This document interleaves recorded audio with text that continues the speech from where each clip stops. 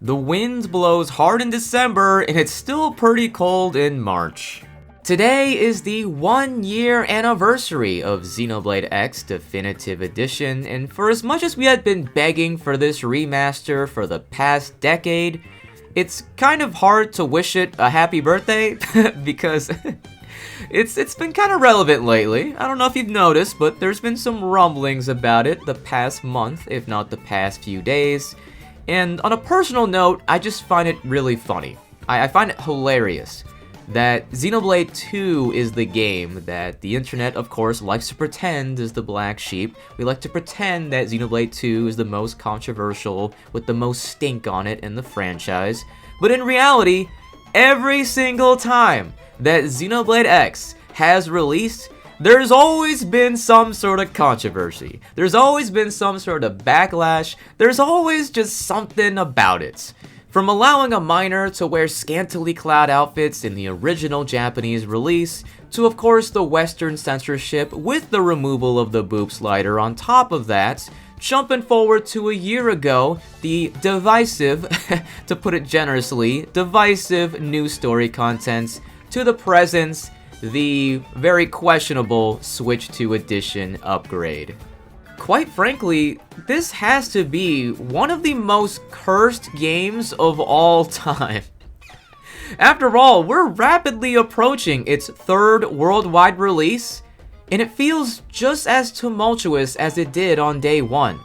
Let's not forget, I've been talking about outside circumstances, but let's not forget, the game at its core, fundamentally, is very polarizing.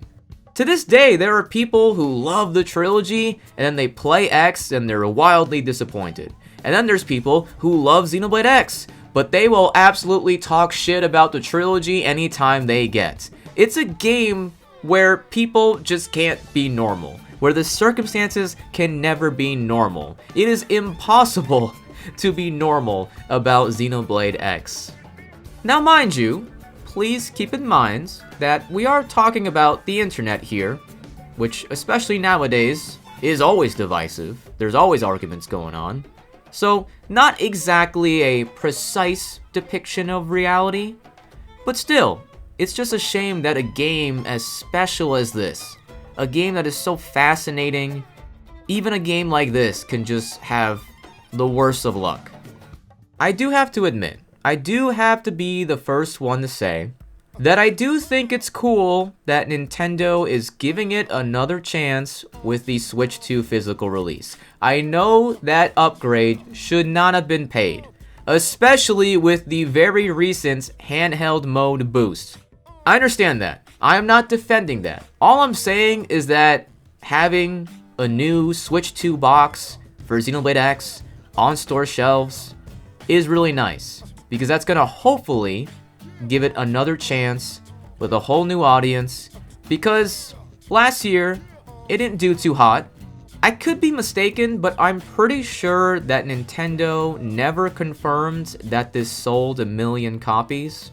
And that's a shame, because 1 million copies is like the floor for Xenoblade games nowadays. That doesn't mean it's a total flop. That doesn't mean I'm surprised. I mean, if you guys have listened to my videos for a while, you know I was dying on the hill that this is not a game for everyone.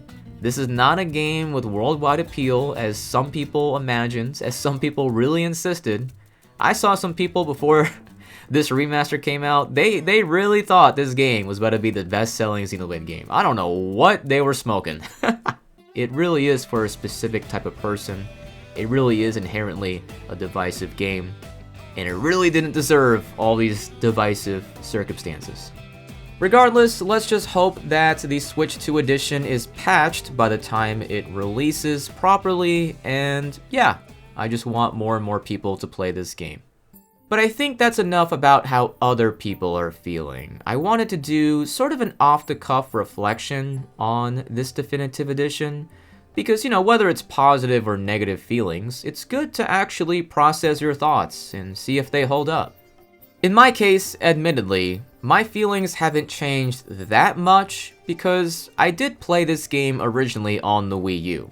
I've had more than a decade to process my thoughts about Xenoblade X, right? So, regarding my review on the definitive edition, yeah, I pretty much stand by most, if not everything I said.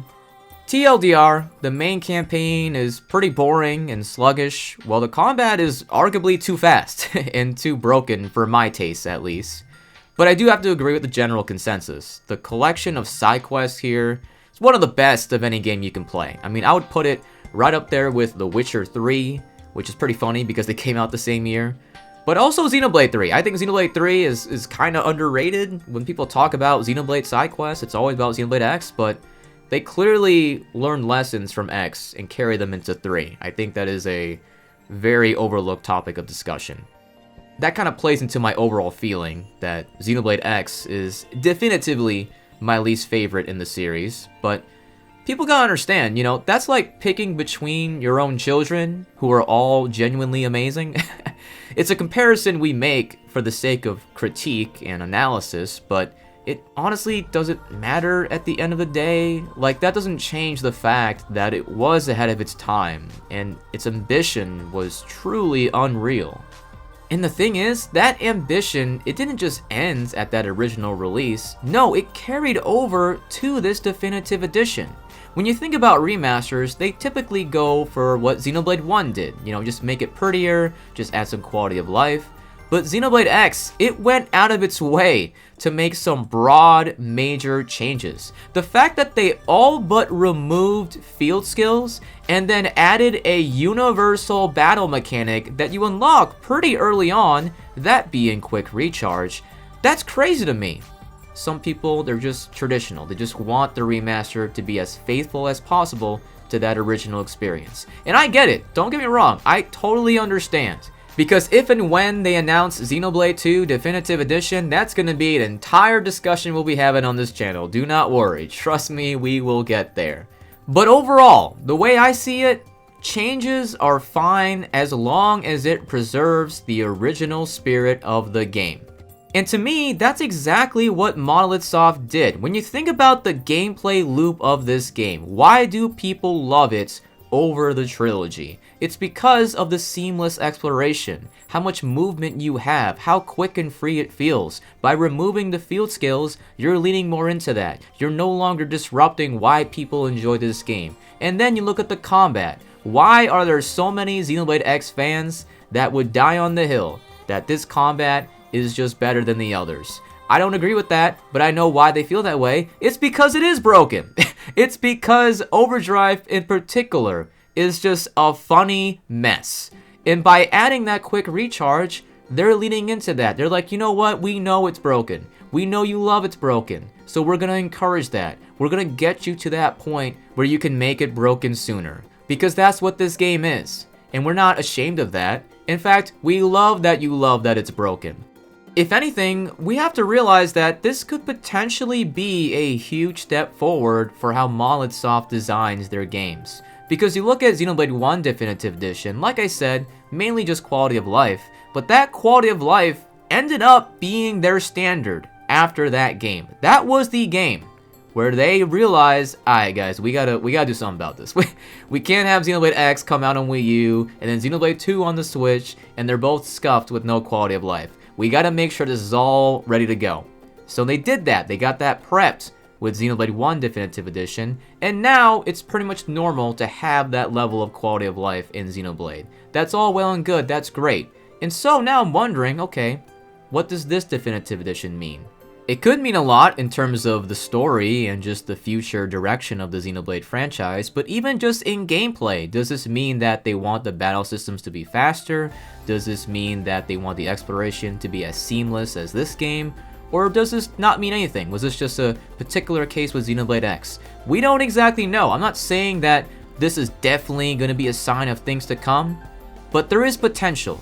Like, I would not be remotely surprised if within a few years we can look back at this Definitive Edition and realize that it was way more impactful than we ever gave it credit for. I'm not even talking about the story. I'm not even talking about specific gameplay mechanics. I just mean the overall philosophy of the gameplay as well as the general experimentation that they were willing to do for this remaster.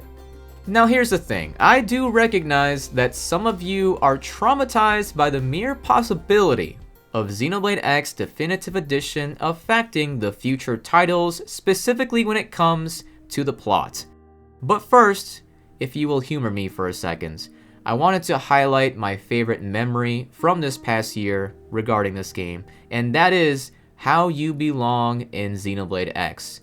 That was a video I made about the queer representation in this game, and it was such a blast. I love to call it the Lara Nara video, because that's what sparked the entire idea in the first place. Just a big highlight, not just for the game, but I made it during a pretty bad time I was having last year. So to have this game be there for me, and just to explore this game with my own goals, to re-experience it outside of all the discourse, and just have fun. I know that sounds so simple, but when you have to rely on the internet to find people who love the same game as you do, yeah, it's inevitable that you're gonna get bogged down by the discourse. So it was nice to just retreat from that, just enjoy the game on my own, with my own purpose, with my own interests. And yeah, it was a special video. Please check it out if you haven't, I would appreciate that.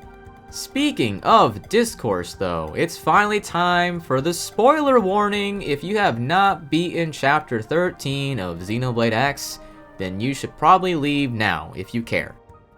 And I'm sorry to disappoint anybody, but I also stand by my thoughts on Chapter 13. For the most part.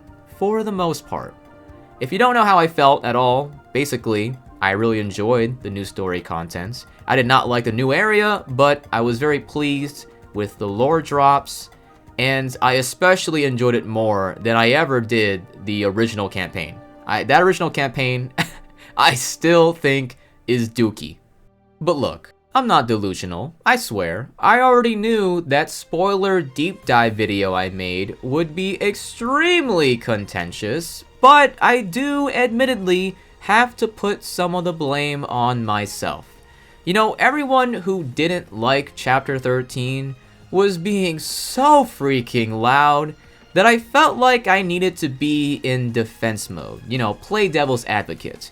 But in doing so, I neglected to properly cover two important criticisms that I still don't entirely agree with, yet, as time has gone on, I do more and more totally empathize with. The first of which being the lore drops. No matter how you feel about the new lore itself, they are dropped to you in pretty uninteresting ways. I.e., it's typically Al just giving you a whole speech. And it makes it feel like Al is a Gary Sue character, almost like a Deus Ex Machina, where he's this guy who wasn't in the original game, but then he comes out of nowhere and saves the day with his knowledge. It's just that kind of vibe. And as an Al believer, as an Al stan, as somebody who thirsts for Al, but ships him with Elma, so can only admire him from afar, lustfully. As someone who is all of that, I kinda agree. It is presented in a way that isn't the most exciting. Like, I was excited for it because I was finally getting to know. Not because of the way I'm discovering it is so exciting and just like, wow, I can't believe this is happening in the game. No, you're just like eating pizza with the boys, which is cool in itself, but, you know. But here's why I'm not upset about it. It's not just because of my undying love for Al. It's also because of the community's undying love for Al, at least before the game came out. Because if I recall, being a Xenoblade X fan correctly throughout this decade, we were all clamoring for this mysterious character known as the Black Knight, speculating that the Black Knight was the same character that was in that big robot who saved everybody at the beginning of the game. We were all hyping up this character in our minds. This character basically didn't exist, but we all wanted him to. We all thought he was the shit. And so, I'm not mad that Monolith Soft was basically like, oh, you thought he was a shit? Alright, well, here you go. We're gonna make sure he's really important. We're gonna make sure he's really cool. I mean, even without the whole fandom, the fact that he was that guy at the beginning of the game, and also mentions just sporadically throughout the game. He's supposed to be the savior. He's supposed to be the hero. This is not something that came out of nowhere, even if you completely ignore all the speculation. The game itself made it very clear that not only was he important to New LA's survival, but he's also important to Elma. And if he's important to Elma, you know it's serious. It's not like he's untouchable either. He ends up being the damsel in distress, and then he passes the torch. You know, all his heroism, it was so emphasized so that when he passes the torch on to you, it feels really important. And it is really important. And look, I know some people also don't like your player avatar becoming this hero, because in the original game, it was more so Elma being the leader. But now, like, oh, why am I the hero now? I was supposed to be a normal dude. No, you're not. Come on, stop kidding ourselves. Your player avatar is blatantly way more broken than anybody else in the game. You're not a normal dude. Come on. I hate that argument. Stop. No. You're just conveniently more broken and you conveniently solve everyone's problems. Come on. Dude, that's like playing Final Fantasy XIV and being like, why am I the main character? Shouldn't Alphino be? Come on. Now again, to reiterate, because this chapter is such a touchy topic for some people, I do partially agree with this criticism. I empathize with the criticism that the lore drops were conveyed in an uninteresting fashion. All I'm saying is that I understand why they did it this way. I understand why they felt the need to put so much of the spotlight on Al after the decades worth of hype around him. That's all I'm saying. I understand why it is the way it is. That doesn't mean I entirely agree with it. And that brings me to the second and more important criticism, and that is, we'll just call it a fact. The fact that this entire storyline is rushed. I've seen a lot of people saying that they like the ideas on paper, or at least they're open to liking them on paper, but it was all too rushed. So any chance of them liking it is gone. The most notable example here is the quote-unquote death of Mira. I put quotes around it because we don't exactly know. Right? People are grieving way too hard here. Again, touchy subject. But I think that way more people would have been fine with it if the chapter wasn't rushed. Because then, not only would you have more time to flesh out that storyline, but you would have literally had more time on Mira to say goodbye to it and start to accept that, rather than it just being like a abrupt crushing blow to you. And considering I called it a fact, yes, I do agree that this story was rushed. But to me, this is where context is key. This is where I get frustrated. Because this is a question that I ask not as a gotcha situation, but legitimately. I think everyone is gonna feel differently on this. Like, how you feel about it is how you feel about it. I think it's just like a fundamental way you look at art, okay? If this was the only way for this story to exist, then would you still want it to exist? That is a legitimate question. Because some people, like me, yeah, I'm glad that it can exist. Might not be perfect, but I'm glad it exists. But then there's other people who are like, well, if it's not gonna be great, if it's not even gonna be good, then I'd rather not have it. I'm serious, that is a legitimate question. In fact, that is the question that you should be thinking about. Because instead, for some reason, I got all these people saying, oh, it should have been a sequel. They should have just made it a sequel. Why didn't they just make a sequel? As if it's that easy. As if that's how game development works. Yeah, sure, in your fantasy lands, where anything's possible, yeah, of course. Of course it would have been better as a sequel. I'm not denying that. No shit, it would have been better as a sequel. That's a nice fantasy. But in real life, that very likely was not a possibility. It is way more likely that this was the only option for them than, hey, Nintendo, could you give us all this money and all this time to make a Xenoblade X2 that takes place in the same open world? Of course not. It's not Zelda. Zelda can do it. Literally at least 30 times more successful than Xenoblade. Yeah, that makes sense. Here you go. Here's the money. Here's the time. For Xenoblade, though, especially in hindsight, for a remaster that didn't even sell 1 million copies, yeah, we're not gonna greenlight that sequel that takes place in the same exact world that people didn't even buy the first time. Oh, sorry, excuse me, the first 2 times. Don't get me wrong, I still think Xenoblade X2 will happen. I really do. I think that will happen. It might not be called X2, but you know what I mean, like a continuation of this universe. I do think that's gonna happen. But to say that they should have made an entire game, spends at least 4 years of their lives just to finish the story of a game that objectively most people do not care about. Even the less than million people who bought this game, most of them don't care about the story. I know it sounds like I'm hating. I know it sounds so bad right now, but I would have bought it. Yeah, I would have, of course. I would have made multiple videos about it.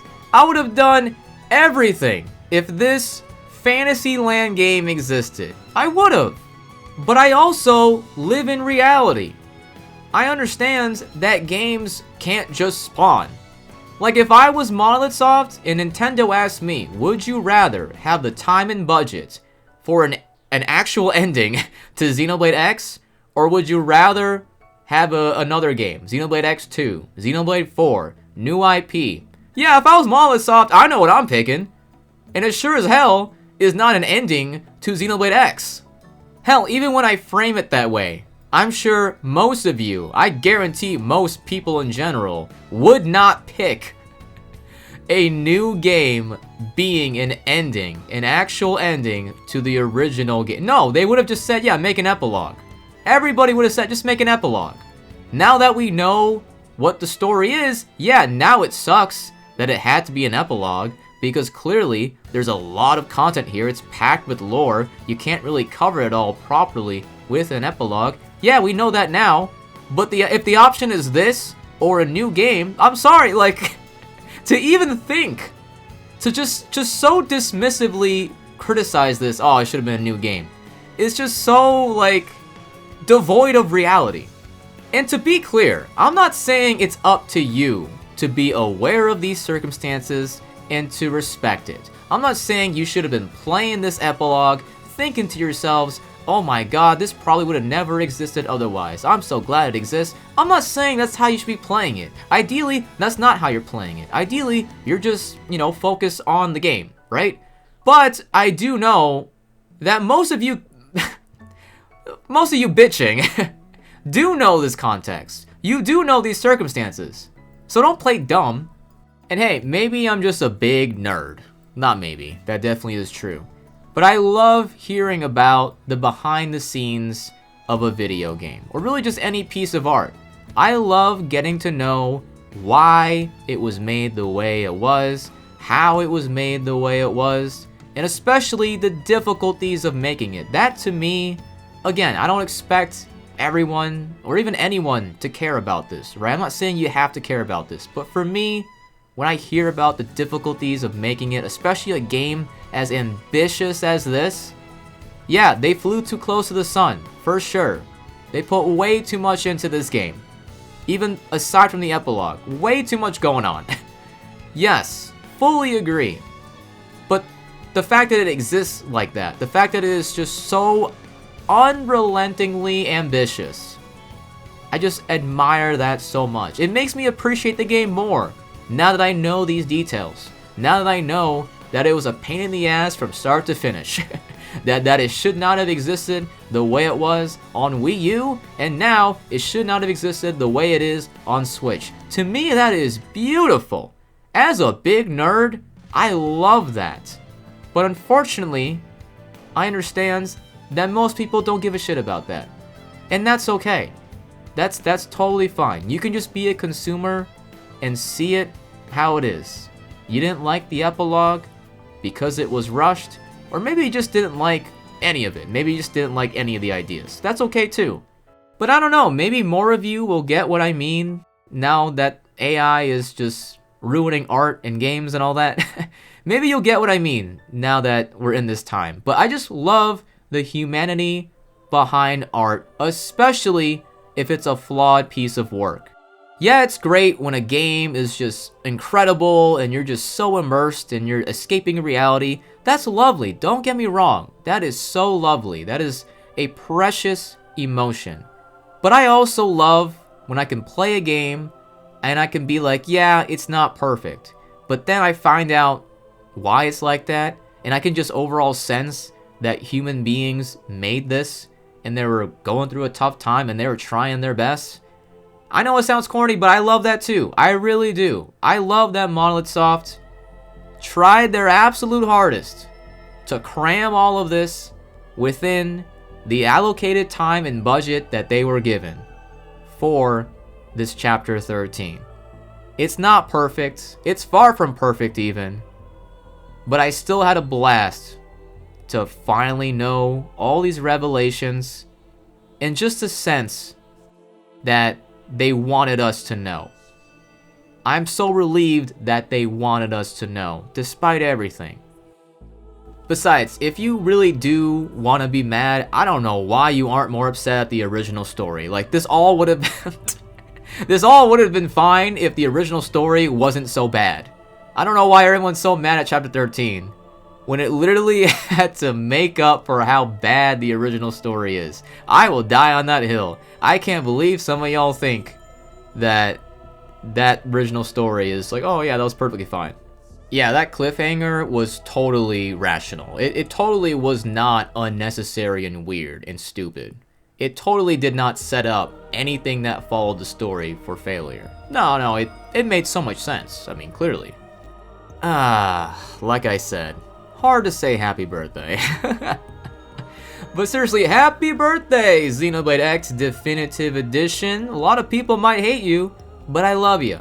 I really do. I don't love you as much right now because of that Switch 2 edition, but hopefully in a month's time, I'ma love you just like I wanted to.